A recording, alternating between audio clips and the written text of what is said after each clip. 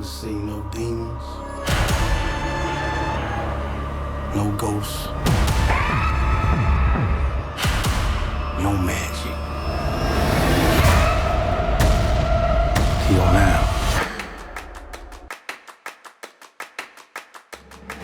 I'm very excited to be here, and I'm very excited to be talking to you. Just for everyone here, Shot Talk about Sinners with Autumn Durald Arkapaw. Do you go by that? Yeah. I mean, I fully. Yeah.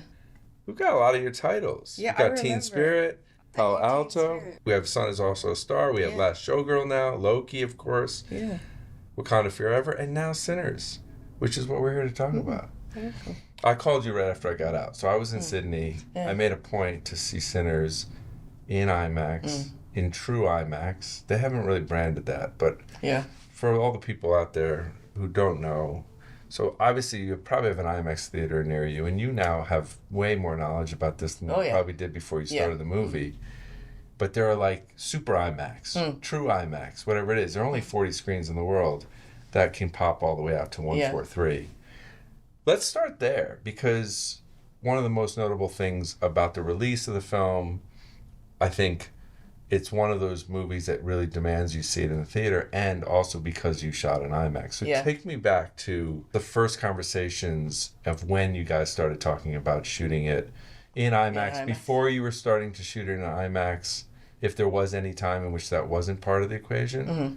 Were you already going to be shooting on film? Were you going to shoot on 35 and then you switched? Tell me a little bit about that. He wanted to shoot on 16. He was trying to fit this, Ryan Coogler, the director, was trying to fit this project in, and he really wanted to shoot it like when we actually ended up shooting it. Fit it in, meaning it was like a small window, let's get this in. Exactly, when, all the right people would be available and he'd be able to knock it out. And he wanted to kind of do it down and dirty, like 16 mil.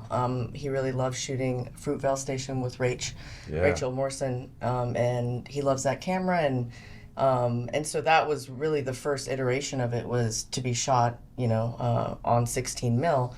And then in talking to our VFX supervisor, who was on prior to the one we actually had on the film, who suggested that because of the gate weave with 16, our doubling work would be tricky. And so then we went to 35 mil. And then after that, the studio called and asked him if he had thought about large format. And so that kind of, made him run into like, well, we just opened this door, like, what does that look like? And how far into it was it? Like, you were already on? Yeah, I was already on. You're already on, yeah. so then it's like, okay, what does this mean? Yeah. Take me through that, Well, it was more about, like, it was early enough to explore, right? We weren't in New Orleans yet. We weren't, like, the location hadn't been picked yet. He had written the script. He sent me the script when I was on Last Showgirl. So it was like the first day of shooting on that film, and I read the script the night before, and I knew... Right before you first shoot? Yeah. That's insanity to me. Yeah. I'm like a bundle of nerves whenever I start a movie.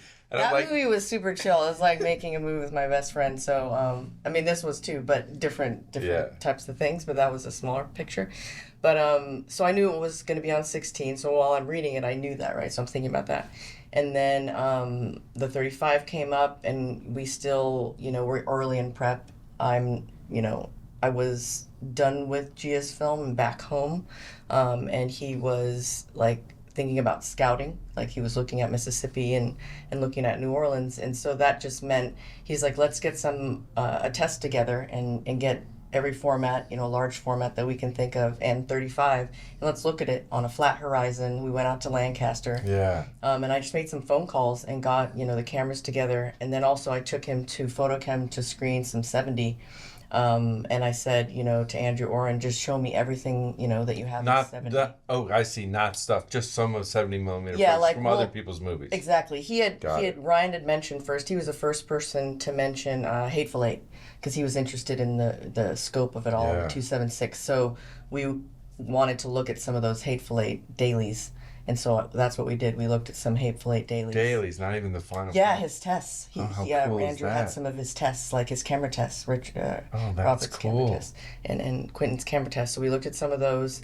and we looked at some Tenant clips, and we looked at some Licorice Pizza blow up. So it was 35 blown up to 70. Right. And Ryan was just so excited, and as was I, but he was just like out of his seat. He's like, this is what I've been missing. And were you were just screening it at Photochem in the so 70 you weren't room. Oh, I see. Yeah, but so that room's not even like Playa. Well, because Playa will show you full IMAX stuff, of course. We didn't go that route until like we saw these tests, and then we're like, okay, he's like put a test together. So then we went and tested. And then we watched our tests, because we tested IMAX, and we watched those in Playa. And you tested 15 perf? We tested 15 perf, yeah. Okay, so you did those tests. We did and the was tests. it pretty much like, yes, this week? Well, I mean, it was amazing to be out there with the cameras. Yeah. Ryan is one of the most inspiring people you'll ever be around. So his excitement, you know, you're just eating all of that up. And, you know, seeing him excited is one of the best things. So we were out there, you know, in the desert, minimal, just some bounces and stuff. And I found this model who was gorgeous, had a great, you know, face, and was really nice on camera. So it was like having him out there in the landscape with nothing. I put him in a white shirt blowing in the wind. He had cornrows. I mean, it was perfect. We watched those tests in Playa. So we shot 35 anamorphic. We shot IMAX. We shot 276, 65.5 perf, and we also shot 220. So the lenses, Sure. I brought some lenses from 2001, and then, you know, the Tenant lenses and stuff that they used. And then we watched all of that stuff and made a decision on, you know, what we wanted. Right, because traditionally, I mean, I think it's pretty safe to say this idea of expanding the aspect ratio during the movie may be unique to Nolan in Dark Knight. Yeah, so right. Exactly. So yeah, because that was the first time I had certainly seen it. It doesn't feel that long ago. I know. Because the movie's so good, right? Yeah. It just is always good forever and ever. So. But I remember going to a theater and seeing it change, and I thought, this is going to be so distracting. Yeah. And then you just forget about it. Yeah. We tested it, though. Ryan was very much like, let's look at it. So after our test, we put a little edit together. Right. And we looked at it in IMAX in Playa to see what it would feel like, because it's so aggressive, that one at least. Yeah, so Playa, for the people watching, is like the mothership of IMAX, Playa del Rey in the west side of California. And there they have, it's a smaller screen. It's not like the ones that exist. City Walk. Because these 40 screens, which are like Universal City Walk, Lincoln Center, Sydney, you know, it's like, there are only 40 of them. Yeah. They're massive, 90-foot screens. They're some of the biggest in the world. Yeah, and New York they're so tall, right? One. Yeah. But that Playa one is a great one to really see it. So you did the edit. Yeah, so we did this little edit, and I took like the best shots, you know, that I thought would work. They put it together, and we went and watched it, and it felt good to me. Like, I mean, as a DP, I was like, I really was into it, but I was mostly into it because he was into it, right? Yeah. Like, he was like, he makes these bold choices, and I want to support it. But I would say if it didn't feel good, and we have a group, our whole team is there, our producers, and, you know, we're all watching it, and we all give our opinion. So, but it felt right. Like, ultimately, he's gonna make the choice with the editor, you know, and in the edit, that's when you really know if it feels good. Of course. But like, boldly picking it, and then he has all the material at the end, right? And so he did it with the editor a great job of seeing. Well, so that, because that also was the first time I had an experience with that, was Todd and Jeff Groth, the editor on Folie à Deux, was like, when do you make those choices? But now we shot in a format similar to, I guess, like when you bake in, let's say, an anamorphic, right? Which is Dark Knight. 239, it's baked in. You can't make that any other aspect ratio. Yeah. So the times in which, let's say, Nolan's changing to 15 perf or 70, let's say, if he's doing that, but mostly I think he's just going to 15 perf. He's making those decisions far enough advanced that he's right. Yeah. You could always take a 15 perf image and not choose to open it. Yeah, you can. How did you guys, and when did that process start? Because of course, when you're shooting 15 perf, there's the intention of it going certainly to 190 and most IMAX screens, and to 143 in those 40 screens. Yeah. Did you guys do like a breakdown of the whole script and say probably this section, this section, this section? Yeah, I think originally, or not originally, and you know this, if you're going to market a film as an IMAX film, it's got to have a certain amount of percentage or time, right? So that's probably the first thought that you have as a filmmaking team. You're like, okay, say that's 25 minutes or something. So you think about it in that, and you look at the script, and you're like, well, what's in the script that can have a non-sync sound camera to begin with? Well, that you just hit the nail on the head. This was fundamentally the thing, even for like the film that I did. I went, how are you doing? It's so loud. It's like a lawnmower. It's like, and then you're on the 80 mil. We only used the two 50 mil and the 80 mil, and so the 80 mil, you're close to the person, and that's like a lawnmower by the actor's head. I know. And you're also really close to the actor too, and so. Yeah, it was really Ryan. I mean, we broke it down and we chose scenes that were more visual and not that much dialogue, and tried to get to a certain number, and did that exercise a few times, and then had a major list for, what those were. But he did change afterwards. Like the church scene, for instance, there's dialogue. I mean, you see these scenes, like the farmhouse, the church. It's the first question I have. Like, I'm always like, well, it was the question I had watching Oppenheimer. I love the format. Yeah. I'm like gobsmacked by it. I really genuinely am like, and Sinners is an exquisite example of how powerful that format can be. Yeah. But I always wonder from a filmmaking standpoint, particularly the director is going to drive the decision. Exactly, yeah. And you're like, Oppenheimer's a pretty talky movie. Yeah. And you're constantly going to 15 perf. Yeah, and I always wonder. Well, he got advice because they're great friends, and it was a decision because I remember it was like maybe a week before. We say a week, but I think it might be a few days before the church scene, because we shot the first church scene in 276. This one. Yeah. Oh, or actually, no. This is the end of the movie. So bookend. So the first church scenes when he wakes up in the morning and goes to get his guitar from his father is in anamorphic. Sure. Yeah. So face scratched after Vampire with Remick. Right.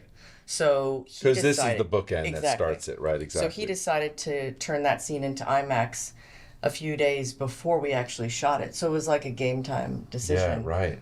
Where he felt that it would be strong and that, it would make a big impact and that was important to do.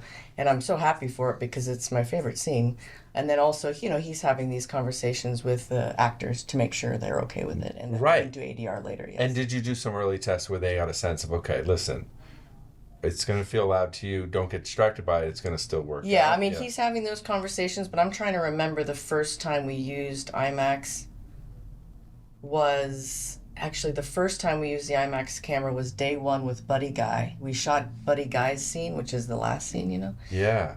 Day one in a bar in New Orleans. That you shot day one was like the 1980s or whatever it is. And the only IMAX in that scene is this close-up. It's very cool. There's one close-up. This one here. Exactly. So I know. And then we shot him playing on stage. Yes. And so, which is obviously doesn't need. That's cool. So you shot the whole scene and then that one close-up and then him some on stage. Performance stuff. Yeah, what's cool is I did this yesterday. I was like, I wonder where all the IMAX shots are. And I went, can right. you do a thing? Well, yeah, we just go to aspect ratio. I love how you made a tool that allows me, but look, you can see everything in 178 because for this version, what does become either 190 in most IMAX screens or 143 in those 40 screens on the home release goes to 178. Yeah, but you can see here's like all the 178, which is basically all the 15 perf stuff. Very cool. Which is awesome to see. And then I could do the math and make sure you played by the rules of how much time it needed to be. But okay. That was fundamentally one of the biggest things I thought was, how are you dealing with this? What was the sort of breakdown? Because even on the most recent movie I did with Maggie Gyllenhaal, we did the same thing. We shot for IMAX, and even now, the midst of the edit, trying to figure out all the times it's going to pop out. Yeah. I made a little Excel sheet early on with Maggie, and we did all the math, and we're like, this makes sense.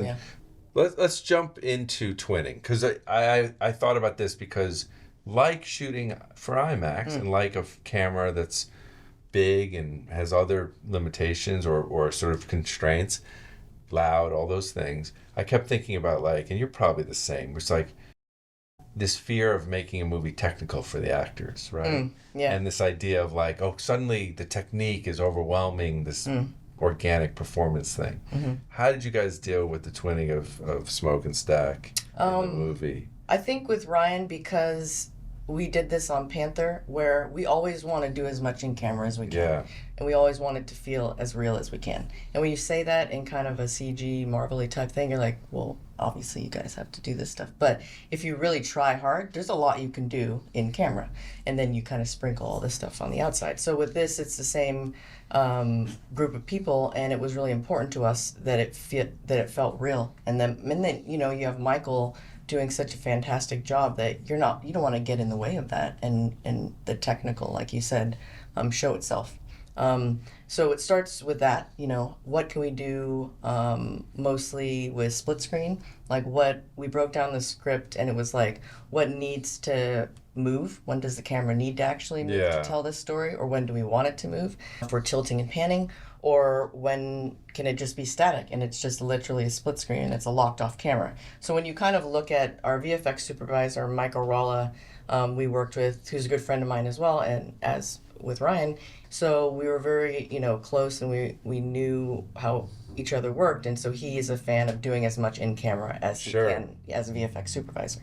So he made a grid of all the options that we could use for the movie early on, and said, okay, here's your menu of like how we could handle all of the twinning work. And we sat down and we went through the whole script, and we decided exactly what each scene needed to be. And that's also a budgeting thing, because our VFX producer also has to budget, because these all cost a certain amount of money, and you have to work within a box, as you know. Yeah. So it started from that. It was like, you know, what could just be on a remote head, you know, repeatable head, what needed to be on a techno dolly, which is like, you know, repeatable dolly move. When you're on track, you put the dolly on track and has a telescoping arm. And then what could be what needed to be head replacement. That's what I wondered. Yeah. Well, the first thing that comes to my mind is I go, okay, you do a twinning shot in the juke joint, nothing's changing, right? This shot here, just right off the bat, right? Oh, yeah, that one, yeah. I mean, this is like right off the gate, right? You go, okay, that's a complex shot. The first thing that comes to my mind... No, it's funny, I haven't talked about this shot yet. I did a little bit on this thing I did online with Kevin McCarthy, but I'm glad you bring it up, because there's a lot of story behind this, how this occurred. This specific... I mean, obviously, it's the first time we see Smoke and Stack together. It is a complex shot, right? Yeah, very complex, yeah. What's the changeover between 1 and 2? Okay, so... Because things change. Yeah. Like, you're also in the South. Like, clouds roll in. Everything changes. Yeah, nightmare. Exactly. No, I think it starts with the fact that this is a real location. We're on location. We built this exterior lumber mill set. In the script, it always starts with them by the car waiting for hogwood. And we're on a scout. And it's funny because Ryan, we did a talk recently, he brought it up. I think in his mind, he just had a split screen shot. They were both leaning against the car, and we'd introduce him like that. But when I was on the scout with him, I was like, what if we do this thing where we start profile and we come around? And he was into it. And so, you know, he was like, okay, cool. And then I did a little iPhone video of it. And so we kind of talked to Ralla, who's the VFX supervisor, like, how can we execute this? And the easiest thing, I mean, it's not easy, but the first explanation would be, oh, we're going to do head replacement. That would be my thought. That's what any probably VFX supervisor would say first. But Ralla's such a baller that he's like, let's try and do this in camera with a techno dolly. So he's like, I think we can do it. Like, it wasn't easy, because you have to hit every single mark at the exact moment. And Michael's doing all the work, really, because you know, all of his movements are going to be different, you know, when we're doing it. And so he plays the A side, right? And then you slave yourself to the A side. So he did Smoke first, because that's the closest to camera. So we shot him, you know, he's in blue hat. And then once Ryan was happy with that take, and maybe it was like 18 takes, I think, something like that, perfectly hitting. You know, we had a marker for the cigarette handoff. Yeah. And we also, there are beeps, you know, we had to do the beeps where they have to meet, so he knows when to take the cigarette out, when to light the thing, and all that in there. He had, for his first pass, he had his brother actor, who's his, you know, stand-in actor for his brother, that would switch back and forth, you know, whatever brother he's not playing. And then we did the B-side, and then, hitting all those marks. And I think it's like you watch the playback and Rolla's like, these match up, and we watch the overlay and we look at it. And so we're doing it, but it's very tedious work. But Michael's doing he's just so precise. Michael's a very precise actor. So I would say that like someone like him is making that process work, because he's so good at what he does. And then the sun's moving, but it helps when you have hats. So this is the thing. The hats were a pain in my ass, and I was always complaining about them, but they kind of help sometimes because, the background essentially is like, I think this was south facing. I think I had the mill because she built it for me, and I had it. Yeah. Right, so it is moving, but it's at least arcing in your. You're not going in my favor. Like you're not going from one side light to the other, right? Exactly. And also like someone like you, I mean, if we're gonna look at the actual shadows on faces, like you're gonna find some discrepancy, but the shot and the music and it's moving you're not looking at that. That's the last thing you're looking at, and it's not. But like are you sweating? So you get the 18 takes. You go, good. That's A side. Now you start B side. What's the changeover for Michael to turn into? He dialed that in. I mean, again, great team. Like 15 minutes. Maybe 30. Maybe 15. I mean, it wasn't that long. But are you sweating it, or you're like, no, the whole movie, I'm well, meaning because you go that 30 minutes, everything changes? Something. Oh, no, I'm trying to think. We had twinning. We were already so much into twinning by this. Got it. This was not like so the like, first time. No, God, no. So you already knew like how arduous that process was and how frustrating it is. And so like I'm sweating time in general because we shot, I think this day we shot the shootout too. Well, I was just saying, you said 18 times. I'm thinking, well, okay, so this is the first half of the day. This isn't all day half long. A day. This is like half a day. But we ate into, I think, our shootout time on this day, if I can recall. This was a year ago. But yeah, so it was more about like... but it's also probably not just that. You're also completing the scene. I'm completing the scene. Not all the scene, though. Not the whole scene, because Hogwood... I did some Hogwood stuff later, I think. Got it. So you're able to split it over 2 days kind of thing. But most importantly, I got lucky. Like, it was sunny that day. It could have been rainy, overcast, and rescheduled. Or just, or whatever. But I know it's always one of those things where you're like, it's worth it. But I kept thinking, once I sort of discovered it and went right back and visited, I'm like, man alive, like, everything's changing. And at some point, you're going... Well, I guess the background, you could go, well, listen, you can keep the background consistent, really, when I'm dealing with the actors I on think the he A and B actually, side. he used, because I always asked Raleigh, always use the skies if we have the skies and they look good. Yeah. Please do not replace the sky if it's a good sky, because it's always going to look better if it's what's real in camera. And I think, most importantly, I'm always wanting to do everything for real. Like, I don't want to use a blue screen if I don't have to. Yeah. Even though it's going to make it like easier in quotes, Of so, course. Yeah, but that's the thing. I love working with Rolla because I always find with VFX, it's like, what's going to make their job easier? I am not here to make your job easier. I'm here to make something look good. Yeah. So please help me get all the stuff that you need. I know it's going to be harder on you and you're going to have a lot more work, but what's going to look the best? And I know you have these conversations constantly. All the time. Yeah.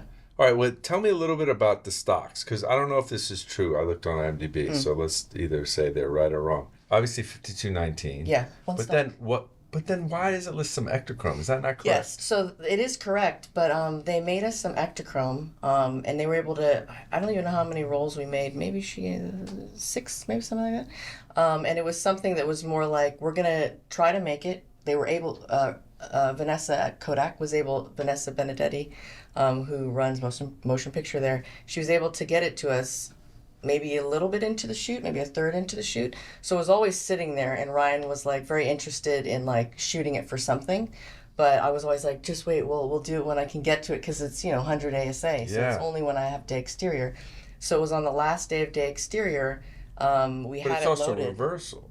Yes. Meaning it's a positive print. It's not, it's going to have a lot less like range, more contrast, all the rest of it. So it's the guys hopping out. It's at the end of the movie. It's in a little montage about when they were building the mill, and it's IMAX, because I had it loaded in the IMAX camera. I told my AC to load it in the IMAX camera, so we ended up shooting it handheld that day. Well, I would have guessed that. Yeah. I was looking at this and I said, this feels like Ektachrome. That's it, yeah.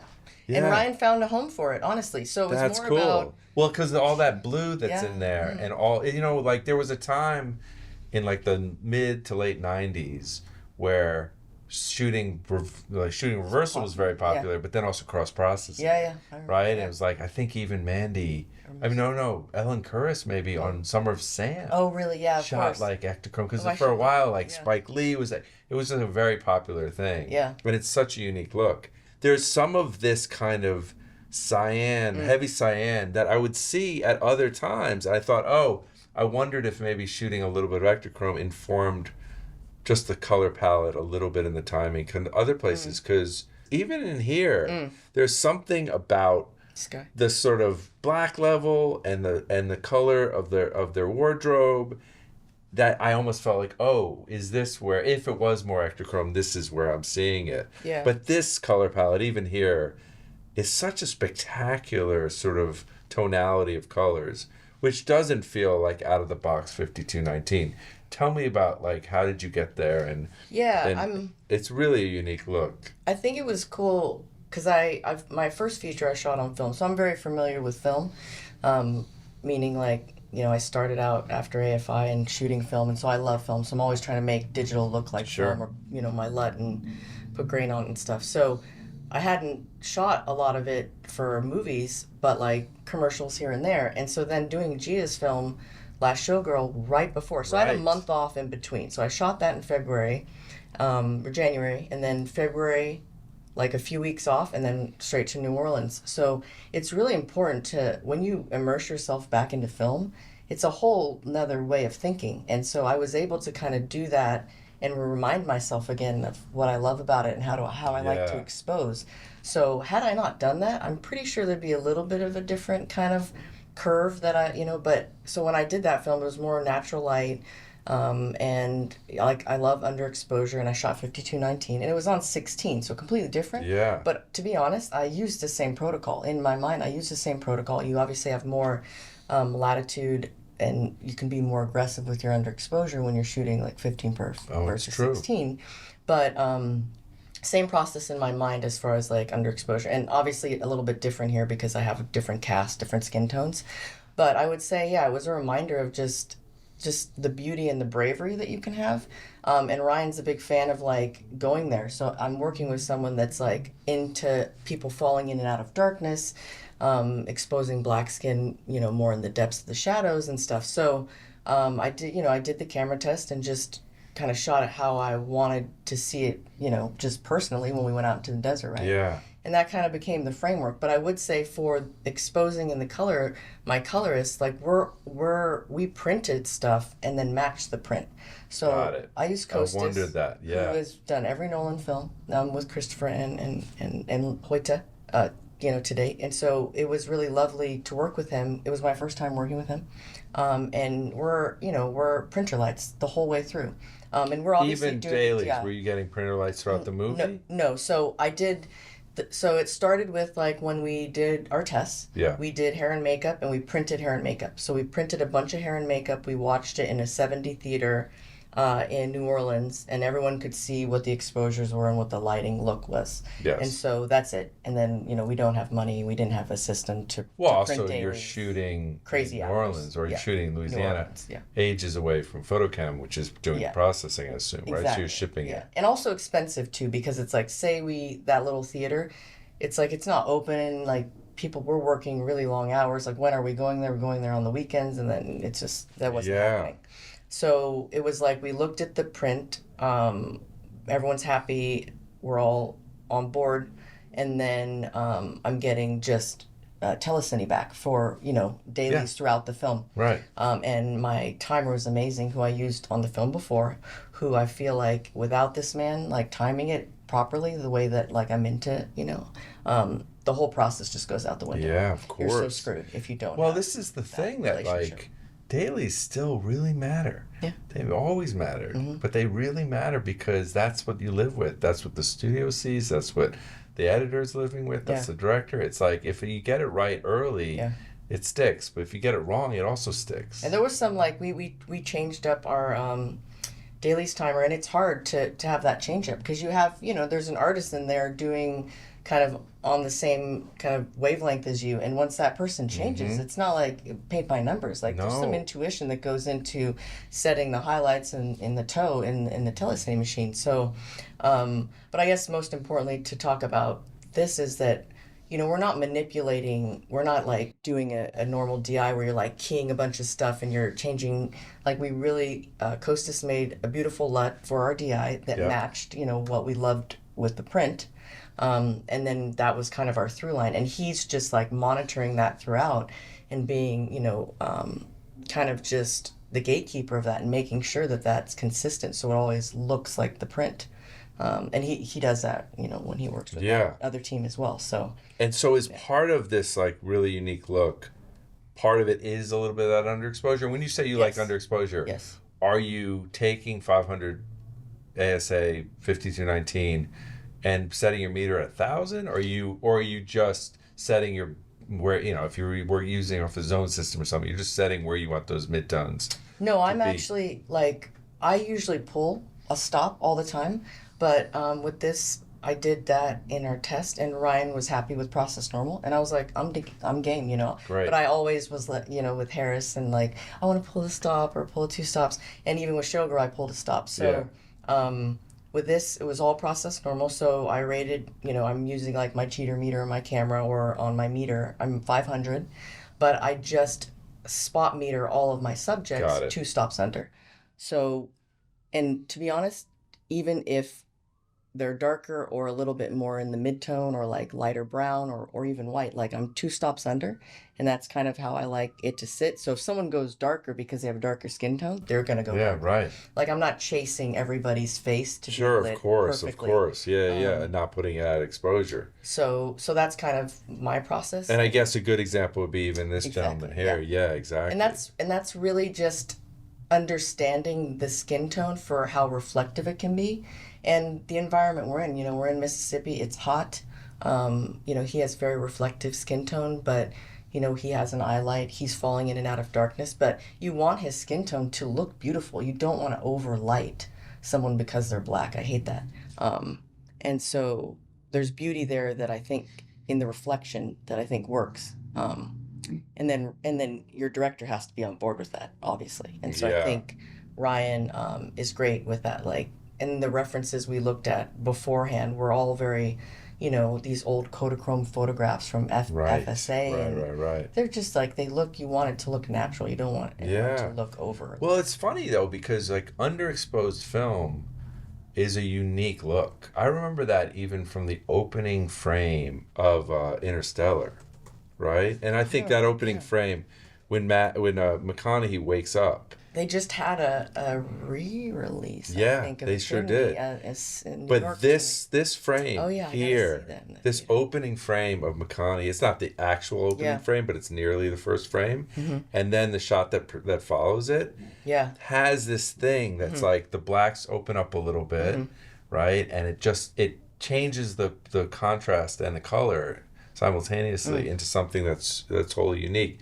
And I remember feeling that in Sinners as well in a really cool way. It's tricky because it's not going to match. Like we were in the DI, right? And your inclination is to always like, let's match it. Because when you're doing digital, right? Yeah. It's very much like, you want everything to look consistent. But with film, if we're not keying things and we're not doing perfectly, matching skies and the clouds are going in and out and the warmth is changing on the skin and processing, it's all very different sometimes. So there are some shots, if you watch the car work, that we got as close as we could without like bumping, but a sky has a little more cyan, well, you could see it even between these two frames, right? Yeah, we're shooting, and the reason why this one looks different is because we're shooting through the glass of the old car, right? So it's changing the way his face and looks. The contrast, right? Of course.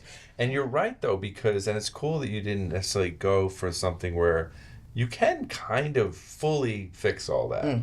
But when you go back and watch a movie made 25, 35 years ago, it's like where you could become so, accustomed to like exactness. Yeah. And you feel like it just bumps between, this is magenta and this goes green and this goes, because Hazeltine timing. Like you talked about printer lights. I think a lot of people watching this won't even understand like what was there before the DI and before like color timing that started maybe in 2004. Yeah, no, it was and this a nice idea of like learning thing. and the printer lights. The printer lights, it's 50 points of red, green, blue, and anywhere between 0 and 50 or 1 and 50, I guess, is the multitudes of all the colors that are there. And for the longest time, that was it. You change those 50 points of light, 3 colors, and that changed everything. I was just talking to Ed Lockman about it too. Yeah. He was asking me. I was like telling him to put my printer lights for this. Well, yeah, because I remember, I remember going in to like do tests on, can't remember what film it was, maybe Due Date or something. And before they were having Inception dailies. And so I just watched all the Inception dailies from the day before, and it looked like Final. And I was like, where are the printer lights? Because I was curious, because it was like 5 different scenes in these dailies. It was like classic Nolan. They like shot 5 places. You're like, that was all on one shooting day? Yeah, exactly. Right. I was like, and he's like, no. Wally Pfister does 1 printer light. It's like 32, 36, 29, or whatever the hell it is. And he prints the whole movie on that one printer light. It's the craziest thing I've ever heard, because I literally went, and I'm like, I shot film 30 movies and stuff, and you're like, oh, here, let me see the printer lights here for night exterior, and those might be somewhere in the dates, and they shift a little. It's like a best light where they can improve it, And like, no, Wally just shoots 1 printer light, so he knows exactly where his exposure is. And I was like, damn, that's the GOAT. That's the GOAT of film right there. It was the greatest thing ever, except watching Conrad Hall's Road to Perdition dailies come in one day when I was also in the lab. The hell? That was amazing. Yeah. And that also looked like the final movie. Yeah, that's it was amazing. Ryan's favorite film. Oh, yeah. It's incredible. Right. Yeah. Actually, I pulled some ShotDeck stuff, because in my deck for this, I put a lot of that in it. Of Perdition. And Perdition. It's amazing. Yeah, I know. Good. Exactly. And I think that was his last film. Well, let's talk a little bit about lighting, because one thing I really admired in this film, and there's multitudes of these examples, a lot of them day interiors, because they come earlier in the movie, are how nothing feels lit. And yet, there's shape on everything, right? And so let's start. That's my favorite. That's like my thing. So you just said in a nutshell what my whole goal is as a DP. Well, because there's an easy way to just not light it, right? But the idea that it's still, and it shows up so much in this film, that take me just through a little bit of your lighting sort of philosophy, which maybe I touched on some of it, but also technically, like, what are you doing? This is a real church built on location? Yes, she built that church, designed it, and built it on location. Tech Scout, we look at it, I want to situate it, south facing as much as I can, or like, camera faces south, and so that we have more opportunity when we need to shoot exterior and interior. So it's always backlit. Nothing here. I think one thing that I love, I use a ton of negative when I shoot digital. Like, I will black the fuck out of any box, and then like have the light, just put the one light I want to use. Yeah. So it's like eliminate everything so you can see what you want. But when I shoot film, I don't really use negative. Because it's just so dense, and it's so beautifully dense. The blacks are just really true. Yeah, so it actually is helpful. That shot irritates me, but that's because the background was so hot behind him. Because it's in the front light, because the rest of the church is in south. Right? Yeah. So that is always going to be the front lit side. This would be from the digital release, so if you look, it's slightly exposed, and it's not a roto situation or anything, but I think I had them go back and take a plate from an earlier shot. Oh, interesting. Yeah, right. Because if you watch the actual film, it is more overexposed, because I couldn't fix it. We didn't have time. Right. But I fixed it in the Well, and the truth release. is, in the print, it can handle that more. Yeah, it's not as irritating, right? Yeah. Yeah. In the church, I think for me, and I love my production designer. I worked with her on Panther. Yeah. And she's always giving me so much, as is Ruth Carter, the costume designer. So much texture. The aging is also always to perfection. So it's. I'm not afraid of white anymore after I did that movie with Ruth, because we had this like big parade at the funeral. And so, white church, white costumes, but aged to perfection, right? So there's this texture that's there that you want to see and you want to protect. And so for me, I love underexposing day exterior. And that was something funny that Kostas would laugh at me about in our DI because I'm like, too bright, the day exterior stuff, like bring it down. But what I like to do is that, like, if you're watching a movie and you have day exterior pop up, I would say that there's one school of thought of watching it and being like, it's daytime. So you want the audience to be like, it's daytime, right?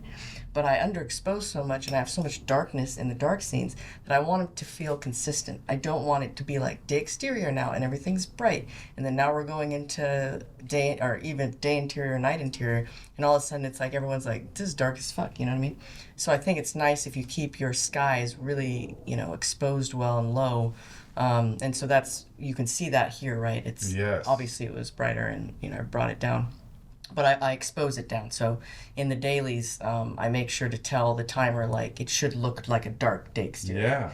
And don't bring it up. Like, do not give me dailies where you brought it up. Interesting. Because back when I was first trying to sort of teach myself cinematography, and I would just shoot stills and stuff, and you'd go, okay, well, where do we put day exterior, right? The sun is the sun, and the ratio is the ratio outside of, like, if you're on sand, maybe you're getting most bounce. If you're in a forest, you're not, and all that kind of stuff. So you're going, oh, well, the sun's here, and the shadow side, if I took away the full sun, is maybe 3 or 4 stops, right? Okay, so where are we putting it? Yeah. And so it's like, well, generally for me, I'm like, if it's in a backlit position, I'm basically going to expose, at most, a stop for the sun, but I'm not exposing for the shadows. Shadows should at least be 2 under. Yeah, I expose for the sky. That's right, exactly. And you're doing even further, which makes more sense because there's a natural thing that happens of like where the shadow side falls. And also you can, I guess my thinking is like worst case scenario, bringing something up that is in the shadows. Sure. And on this format, you can do a little bit of that. You're not like 16 where there's no range.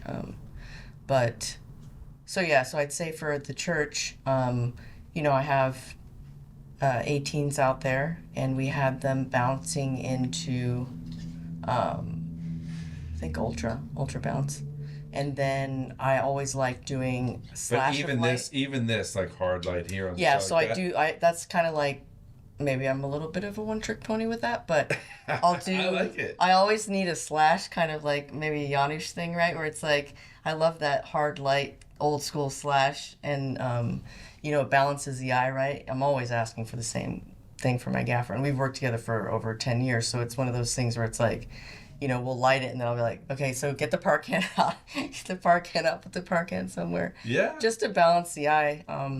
And so that's really what's there, and if he's walking around, because we're blocking it, I like to light the space, then we block it. Then if someone's aggressively falling into too much darkness because we've now blocked it in a way where then I'll do a slight adjustment. Yes. But ideally I don't want to get in Ryan's way because he does like to use 2 cameras. He does want the actors to move freely, Yes, I wondered that. So generally speaking, 2 cameras. Always 2 cameras. And you operated. And I operated, yeah. And that was its own conversation because that was not easy, like obviously with. But do you always operate? I always operate. But in the past, the bigger stuff, as you know, like, on Panther, I did not operate A.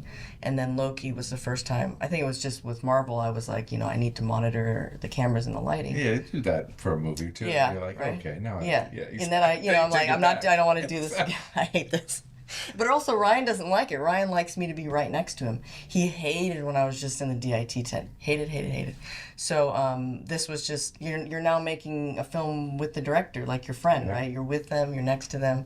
It's appropriate. But I would say like 2 different formats, fucking twinning, operating, exposing, like when, it's like And when you're shooting the 15 perf, are you generally working off a crane?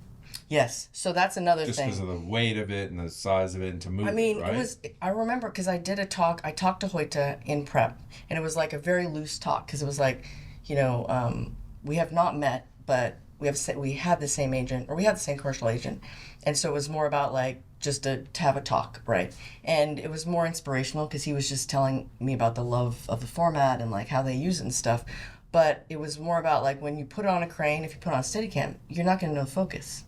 so we talked a little bit about that, because once it goes on a moving, arm that, there's no one's eyes actually in the eyepiece. Yeah, no, I know. You don't know what you're getting. You honestly just don't. Until 2 days later now, because you're shooting in Louisiana. And my focus pullers are so good. And dailies were coming back, and it was magically in focus all the time. So that is the anxiety. That's also part of like the sort of the pros and cons of digital film, particularly on such a large format with 100% micro depth of field. And the way that Ryan uses it, so to go back to what you asked, is really like, he's always going to want to put it on a crane. He's always going to move it around. He loves moving around. He loves Steadicam.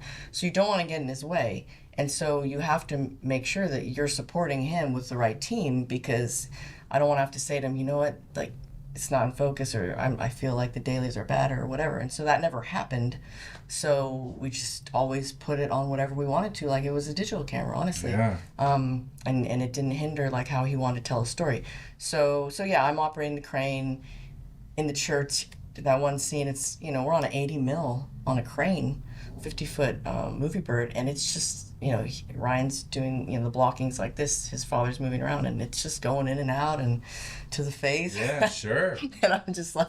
And then are you setting B camera up in sort of just an off-axis, sort of alternative sort of... Actually, good question, because when you're shooting IMAX, that doesn't work. So I had to like ixnay on that early on, because it wasn't finding a good enough shot. Yes. And Ryan was like, I got you, like, it's cool. Let's just stick to single camera. It feels, because you only have those two lenses. So if you're on a 50, you see everything. There's nowhere, and then if you put the 80 somewhere, it's just a shit shot. So we didn't, I didn't have to do that for IMAX. I think I did it like action a couple times, Yeah, I felt like there were a couple times I wondered, and I had my questions as well. Wait, let me ask you about the 276. So what lenses and what were you guys doing for that? 1.3 squeeze. And so these were those, which lenses? Ultra Panatar. Right. But the thing is there's an OG, I forget what we call those, the ones used on Hateful Eight. Like I had, because there's some newer version of the Panatars. Yes. And so I had I think some of the newer set, and I tested some of the ones directly from Hateful Eight, which have a different name, the OG ones. Oh, yeah. But wait, so it takes the 2.2 native on the 65 5 perf. Yeah, and then turns into 276, right? Exactly. And turns into 276. And that's what, Greg used on Rogue One. Yes. But I don't think they did a release of 276. No, but then in The Creator, he shot 276 because he loves that format. Garrett, same director. And also Adam did it on The King, but then Netflix didn't do the release of 276, so it's cropped, which is a shame. But yeah, so 276, 65 5 perf, and then 15 IMAX, 15 perf with IMAX with just the two lenses that were used. Dan made for. Oh, the APO Panatars. Or is that what they were? Yeah, exactly. The APO ones, right, exactly. So I was trying to remember if I had maybe one or two APOs, but I think when I tested my set, I had mostly the whole ones. movie, the 15 perf, you have 15 and 80. Yes, that's And then you have a small set of lenses for the 5 perf as well? I think I had Dan make me a Petzval 80. Right. So I did use that for some select scenes. So he made me a Petzval 80, and I had two sets. So I had two 50s and two regular 80s. Right. And that's it. And then I had, two full sets of the Ultra Panatars. And I had some Ben-Hur lenses that I never busted out. I tested them, but I never busted them out. It's probably nice to be so limited in your lenses in today's world. I love it. You can just have I don't like carrying a lot of lenses. Right. And I think it's more because, I've really found that, and then with Ryan, I found it because that was our first movie together. There was one lens that I knew he would love, and we shot anamorphic, and I showed it to him, and he fell in love with it. So we ended up shooting our close-ups and then wider shots with that same lens.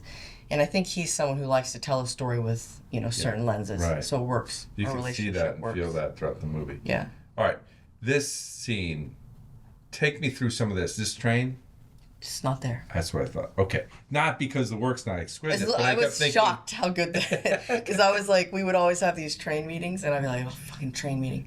Because it's not an easy thing to pull off. But I think what's funny is that it's such a beautiful scene in the script, and it's not easy. It's it's not inexpensive.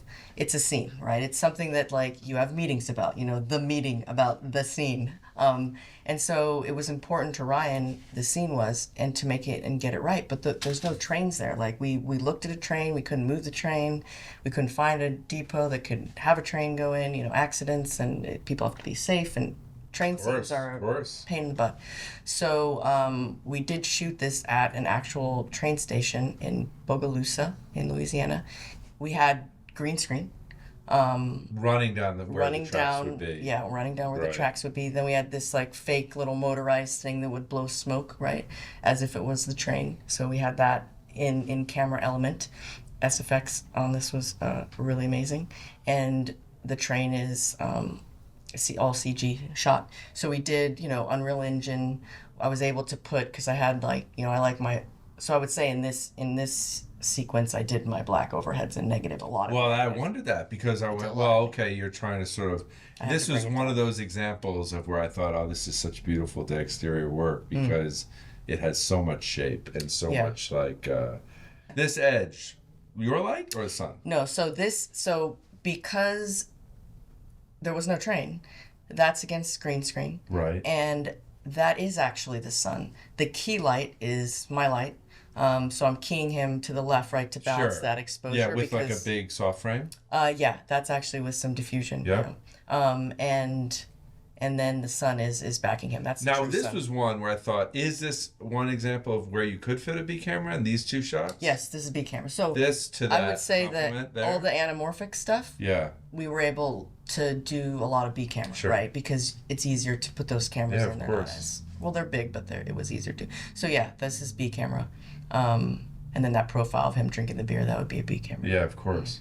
The longer but lens. This, a shot like this, I just thought there's a texture and a quality and a depth to this. This is where I was like, this is some beautiful exterior work.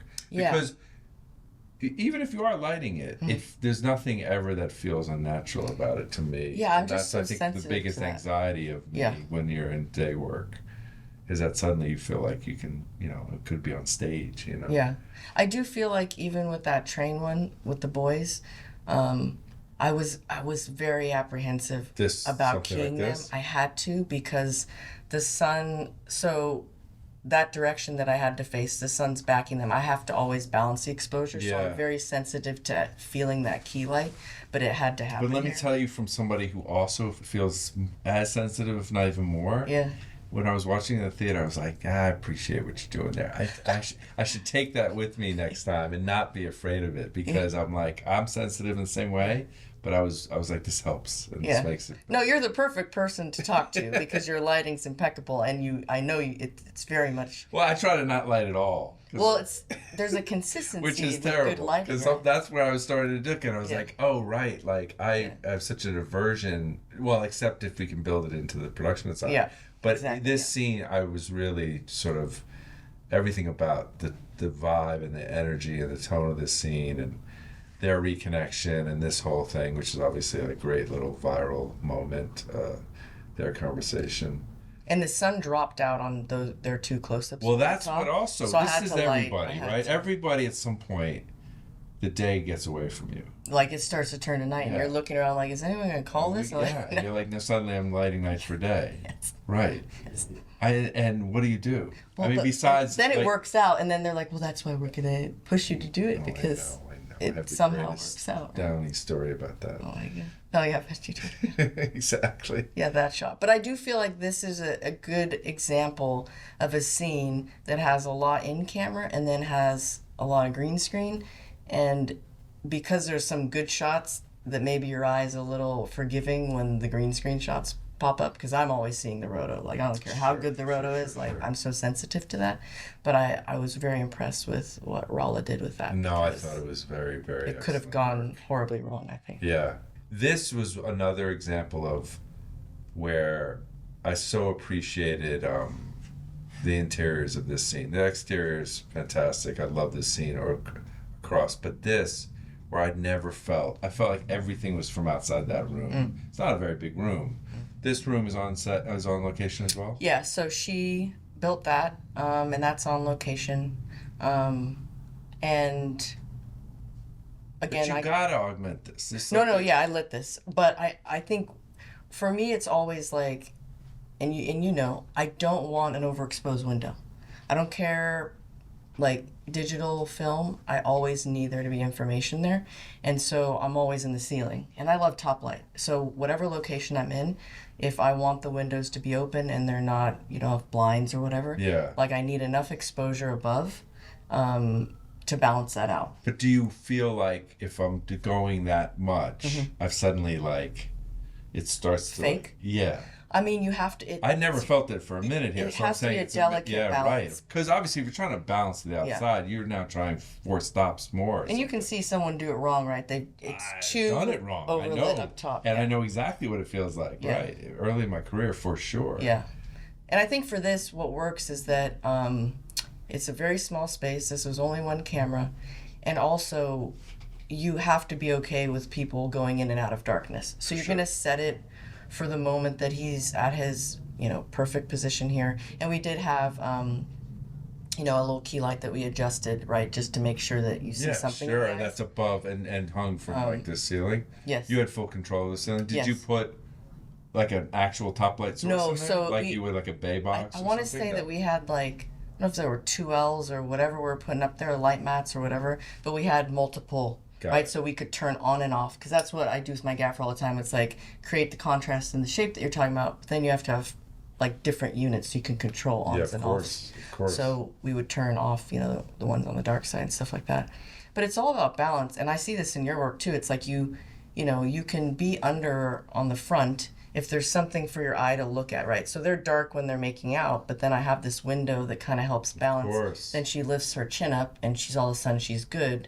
So you're not, you know, you're not doing an injustice to her, but it's also about playing with that light, you know, and not having it be dark for too long. Let me ask you a question about this shot. This is always an interesting one, because I go, in order to get this shot, you can't have any equipment there. No. So are you doing it on the same day? I remember yelling at someone that shit was in the way. Get out. It was that one of those. Yeah, I forgot. It's like you're racing. Well, I can see where the light is. I'm thinking, is it basically like, okay, we need an hour just at the end, and we have to clear everybody out, and everyone like get the hell out of there, so we can get this one shot and go. Yeah, because there's a Steadicam shot also that follows him walking. That's like, so it bookends it from that sort of establishment. So yeah, we did have to move shit out of the way. I remember now. Yeah, that's because awesome. I remember some shit, and then the VFX, Rolla was like, "Could you just please put some camo on that? You know, just help me out. Put some camo on your crap in the corner." Yeah, listen, I know, because every single time it's like there's a race. Yeah. Like, all right, we got 30 minutes, so we got to get all this crap out of the frame. You know. Yeah, and you'd rather start with the scene, get the meat of it, and then go back to hustle everything out. Well, it also looked better. That was the end of the day, that direction. So I wanted to, because, you know, in the morning, it's like, everyone's like, we'll do this beautiful exterior shot. And I was like, no fucking way is that going to happen. There's like, not a single time in history where you could make the morning shot. No, not a chance. Except for when he's picking cotton, because Ryan was very adamant, like, we rushed to get that, you know, the blue hour where he's picking cotton. We actually were on time for that, but there wasn't as much gear. Yeah, exactly. Right, you don't have a whole thing.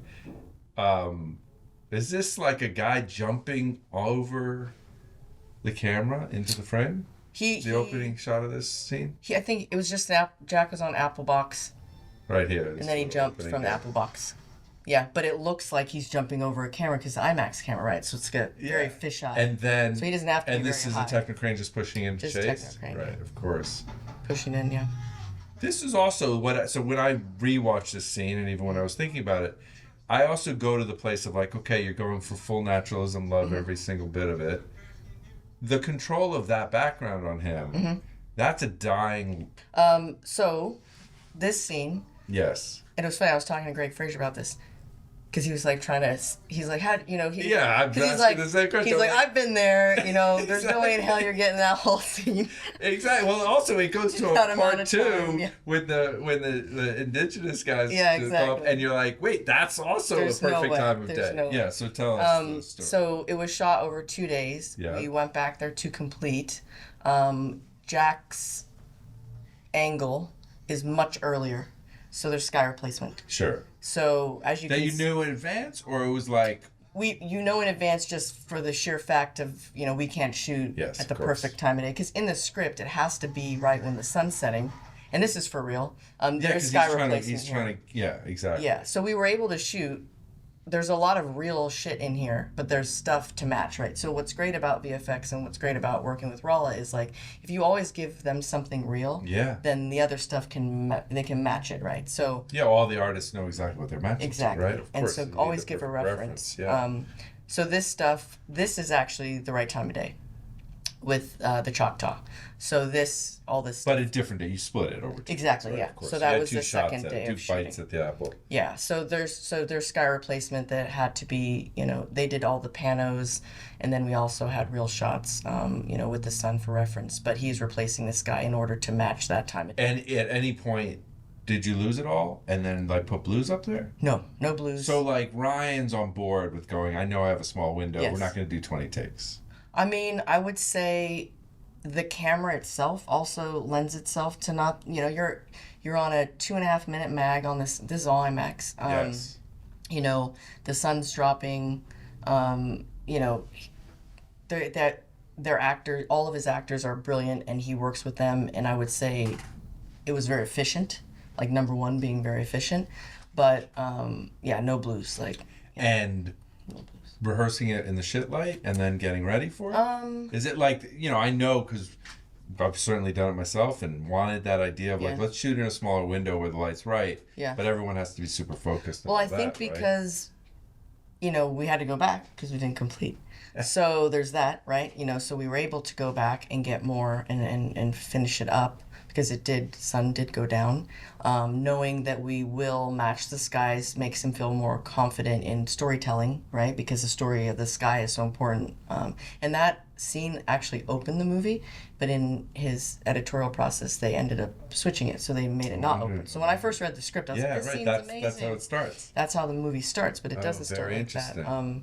And then as you can see, I had to light him, all those shots of them on the porch. Yes. I had to guessing what the lighting was going to be because I didn't have the proper sky behind them.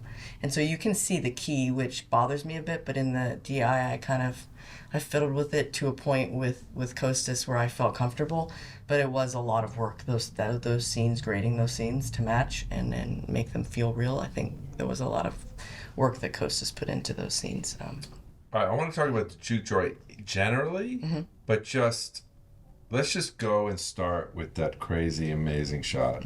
Yeah. That is basically the history of music. Yeah. Somebody take me. And the future.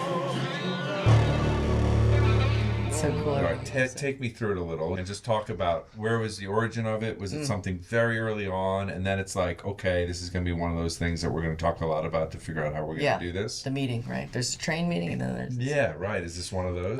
Yeah, it's one of those, and it's on the page. It's all on the page, and it's great because that's how Ryan works. You read the script and you're like, this is amazing. You read the scene, you're like, what the fuck? How are we going to do this? I have no idea how we're going to do this. So then you sit down with him and it's he explains to you what it means to him and essentially walk me through, when it tips up into a burning roof, what does that actually mean? What do we need to do there for VFX? What's important when it tips back down? What does it look like? Where are we? Are we outside? So, there's those practical things that have to happen just set-wise, right? Because we shot in 2 days. So one day is the Steadicam, and that's 3 shots.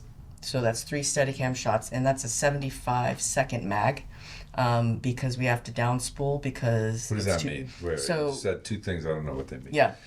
So the IMAX camera is very heavy. Well, I wondered even how you could do Steadicam. Put on Steadicam. Right. So we used... we down spooled. Oh, I see. So to make the mag lighter. Got it. So it's a set, instead of a 2.5 minute 1,000-foot load, 75 seconds. Got it. Is what we have. Half available. of it. Yeah. And is this your Petzval? No. Or this is the sort of halation that's coming around here. Yes. Talk to me about that. It is and it isn't. So I had the Petzval and we shot. What's actually shot with the Petzval is a shot of Annie at the end of the movie when he's hallucinating and he's having that dreamlike moment with the baby. Yeah. That's actually her close-up is with the Petzval. And Ryan loved it so much that we had that lens profile, which he used in order to make this be more a dreamy sequence. So this is all Steadicam? This is all Steadicam. This is all with the 50 mil. And where is your stop?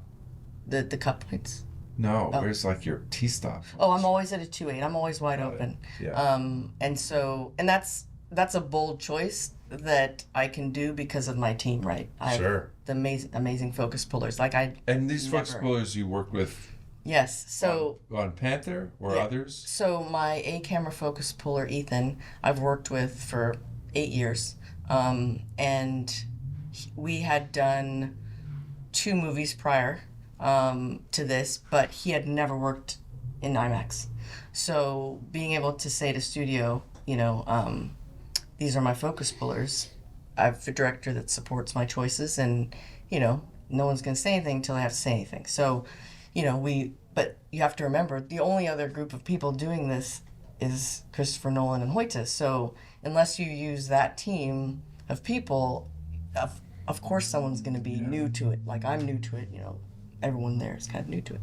So game on, and they did a fantastic job. But I did my B camera focus puller I worked with on Panther. So he was my B camera on Panther. So Ryan was familiar with him. So Ethan, my A camera, was a new person to the group. Got it. Oh, I see. Yeah. Oh, cool. But not new to me because I worked with him in commercials, and we did the 2 movies that I mentioned, smaller movies together. And that was a choice. Like it was very much believing in him and being like, he's a fantastic focus puller. I think that he can do a good job, and he did, and he executed very well. Because also it's another one where there's nobody's eyes on the lens. Oh yeah, exactly. Right. Many times. Yeah. Yeah, exactly. Do you have any information to really get? I guess you have some information off the top, but it's not that much. But you can see when it's dead soft. Yeah, exactly. There you go. Yeah. But when you do all these shifts and make all these choices, when to trades. that exactly the trades. And did it ever move to a crane in here? No. So it's all Steadicam, 3 shots. Then at the end, it'll tip up into the roof. And that's a CG takeover, but was based off of a burning roof plate that we shot at the end of Principal. So he had that reference of an actual burning roof because we actually burnt the roof. And so that's a takeover. And then it goes into our second day of shooting, where we shot in 2 days. It was a different location, right? So it goes up here, comes back down into the night shoot that we did, and that's off of a 50-foot movie bird that is on 100 feet of track that pulls back. Right. And so those are all seamed together. And this is all like you said in the meeting. We're talking about what does it mean? What do you want it to do, Ryan? Like, do you want it to pull back? Then we're on the scout, and it's like, okay, Miguel, my key grip, the land that we had here, this area was not flat, so then we have to level it, and the weight of the camera, the weight of the crane, all stuff has to be worked out. And then you mean even this land here? Yeah, exactly, because we built on like an old abandoned golf course that was near a river. So is the juke joint interior exterior practical? The interior of the juke joint is a juke joint that she built on stage at second line, and the exterior juke joint is just a 3-wall set built on this old golf course. This is off to the right of that. And that was sort of lot. My assumption was practical reasons, right? Your night exterior all that time. Yeah. Nobody wants to shoot at night if they don't have to. It was funny because I'm always like, everything in camera. Towards the end of the shoot, I was like, let's put this on a stage. Of course. I mean, listen, nothing good happens after 2 a.m. Well, remember, we're shooting on a river in the summer. Well, yeah. There's alligators, there's all the termites, things. Mosquitoes. I mean, I remember shooting Dukes of Hazzard in Baton Rouge, and there were the mosquitoes and the bugs were they would take they would be like doubles in all the lights because they were just covering all the lights. Like, it's traumatic. You lost half your light. It's traumatic. I remember when you shot the Ektachrome, because I went and shot that in black, and then I remember that location. Oh yeah, that exact same location. Yeah, I remember. Just so then the inside-outside stuff in the juke joint, like the stuff that takes place, near the front door and all that kind of stuff. This kind of thing. Yeah, so that's real. Because you had the 3-wall set that you could. Yeah, so I could get in the doorway there, and I could have a real background. But then were you splitting up the reverse, like stage? So, yes. So we had to shoot all of this way at the other location. So I have to match all that and whatever. But that's what I was saying. Towards the end of the shoot, I was like, is there any, and you can kind of tell if you, I mean, I don't want to go through this and show you those shots, but, you know, it got to a point where I was like, we owe some stuff of cornbread out the door. Yeah. Let's just do it on stage. So, yeah. Listen, there's no shame in that. I think, and there's any good filmmaker at some point is like, listen, this is why it's also, there's movie magic to it. You don't get like a bonus prize for exactly. But you now have a reference, so he matched it. That's right? the main thing, like you said. Yeah, exactly. In the most simple way, which is like the audience will never know. The doorways were hard. There was a lot of talking in those doorways. Doorways are like a coffin. They're one of the hardest places to shoot. Yeah, I never knew that until this. Yeah. And then the camera's huge, so it doesn't help you. Yeah, exactly. Yeah. Okay, wait. So I did have a question. Yeah. Okay. Night Exterior, 5219 IMAX. What's your approach? Well, that stuff's not IMAX. This is, but nonetheless, yeah. Night Exterior. I think 70 millimeter. Yeah. All the rest. Right? For me, I'm always like I'm a huge fan of top light, and yeah. I think what works about being a huge fan of that here and it not getting in the way is that, you know, we're in a horror genre. We're in the middle of nowhere in 1930s Mississippi. That's right. They do tap into electricity, but it's not, you know, like it's not going to be your driving force. It's not your key, yeah. Like, obviously, that's a little practical. That's not doing anything. So, and, you know, they're vampires, so it lends itself to sockety eyes. And no one really getting too upset about it. Meaning, like, obviously, it's obvious when we're shooting it. And I did it in the hair and makeup, because I try to do that. Show everybody the most aggressive shit you're going to offer up in hair and makeup, so that everyone's aware, so that no one's getting upset about it. Well, and also you'll understand the concept. Like when people get nervous, you'll know it then, as opposed to when you shot the whole scene. And I would say, and Ryan was so on board, because we're shooting this like gangster, dark, and, you know, for him it's like, he wants it to feel real. His biggest thing is like audience connecting, emotional quality, connection. And so in Night Exterior, all I have is the moon. So, you know, it's appropriate to have it, you know, be and there. So in a practical sense, what do you have going up? So that's a crane, construction crane. Yeah. So and it's one box, multiple boxes? No, so we had vortexes up there. But it was a 40 by 40, and then I had like a telehandler with a smaller top light that we would move around to like augment, or to be more of like a movable key, as opposed to just this big top source. Exactly. So, and then anything from the ground when you come in closer, maybe. No. So just the bigger thing. Yeah. And then the one that we moved around, and then beadboard. So I'm just kind of putting a bead, and you can see it too. I mean, you would know it's like, oh, because the sun is starting to rise, and I think I needed some more in her face. So if you look at her close up, you can tell that she's got something there. You know, when she's. Well, there's one close up that I remember thinking when you were talking about that. Yeah. So the sun is starting to rise. I wondered that, because I was like, listen, this is fucking what we have to deal with every single time. You don't get to call end of day. No, I wish. No. I mean, he knows. He just has to look at me he always teases me because I get this upset face. It was what we have to do. You get the sad face. You're like, all right, let's keep going. But you can see I'm not happy. Yeah, exactly. That sad face. I do that. Oh, of course. So yeah, and then, I mean, you know, there's some shots if you look, you see the shaft, and I can't get away from this sometimes because I'm putting, like, I need there to be layers of light. It's just that thing we talked about before. And so I have stuff across the river on condors and movers that I'm kissing, you know, the background just to trees. give the depth so it doesn't Just to give the depth. And sometimes the smoke gets out of control, so now all of a sudden I look like I have this, like, fucking shaft of light. But it's a beautiful shot, and, you know, whatever. Listen, as a guy who likes smoke and those kind of things, I'm not mad at you. So that, you know, those kind of work their way into the thing, you know, where it feels a little more mystical. Yeah, obviously. Totally. And I assume for, like, when you're back in here, you're still using a sort of similar technique of your big box. That's the big softbox on the crane there, yeah. When the sun is now, we're at the next challenge, which I think when I was, like, watching the movie and thinking, oh, right, dawn is death to these people. Yeah, when the sun, and so then you're now in a world, in this kind of sort of space, where now we're in a spot where you have to live in like a pre-dawn kind of space, like right? when do we transition? It's like yeah, how do you do clunky, it? Well, and what is it? Because you can't keep this. Dawn is even a smaller window than dusk. Dawn's no window. Yeah. There's no real such thing as dawn. So then I started just asking, well, okay, did you then go, well, then maybe this does have to be in some controlled environment? No, so, I mean, it's so not easy, right? It's just like, we had this river location, perfect location. Yeah.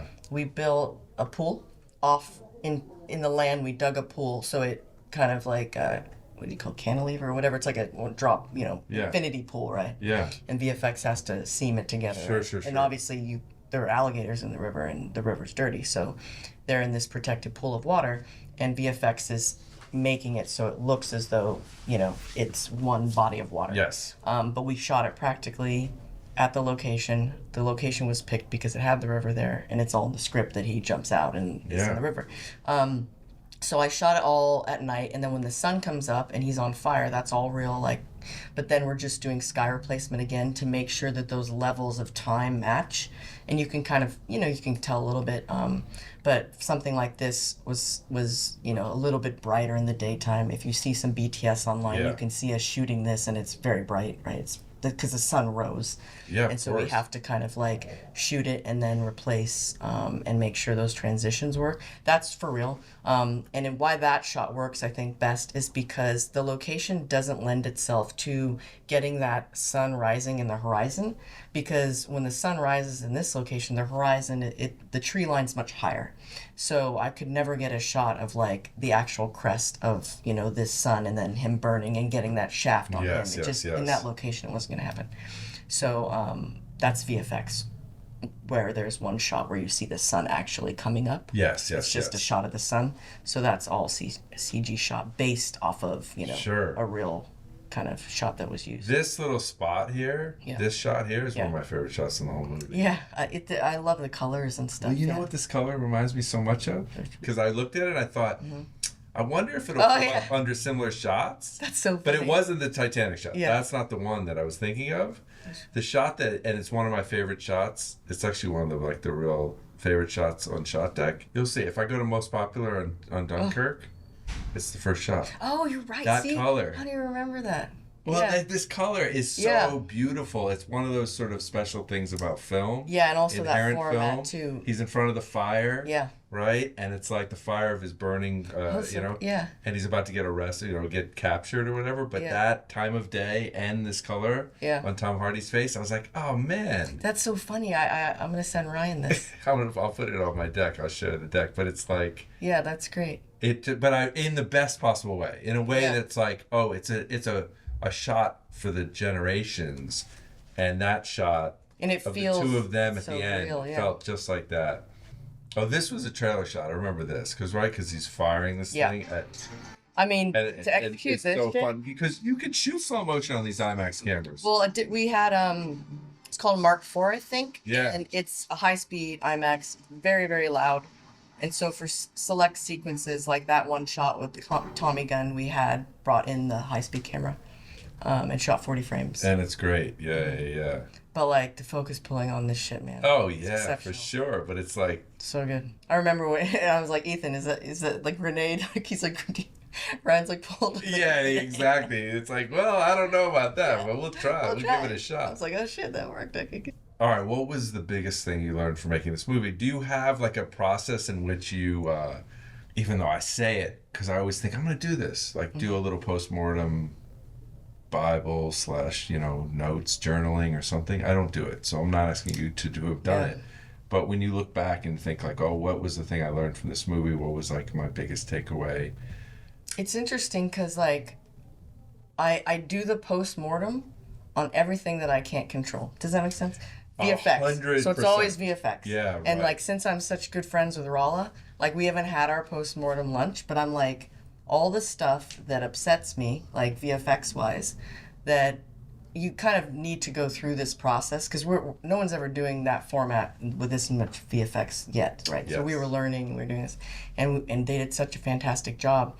And it's really I want to get better at giving the proper shit so that when I'm in post that I'm not upset about the roto of this, or why does this look like this, or why did it come back, not why did you color correct it? Well, and I don't know if this is true, because even in my best case scenarios where I'm like, no, I'm going to be involved all the way through post, we don't always have that luxury. We've moved on to something else. And even though that's like the aspiration, doesn't necessarily mean for good or bad. And so you've left the process only to come back late in the game to see. And I only am involved because of Ryan. Like, you have to have a great director that you're friends with that appreciates what you do to tell the studio, like, I would like this person involved to be, you know, or just the fact that, you know, you're going to work again, maybe before they would like, you know, they don't want you to be working anymore. So yeah, of course. So I'm fortunate in that process to still be a collaborator at the end of it. But I think it's always important for me with the VFX thing because, you know, it's our responsibility on set to control, you know, to make the vision happen, right? Like Larry, this is what I want to happen, and then on set you're making all these different departments and making it look like it should at the end. But the stuff in post, I think I always get so upset if I, you know, find out that something's different than what it should be. And so that's why I kind of don't take jobs after, because I want to make sure I'm there. Yeah, right. You know, for those moments. So I'll do that type of postmortem in my head, and then I think more behavioral really is. Oh yeah, sure. I do behavioral postmortem. Right. Yeah, like how can I?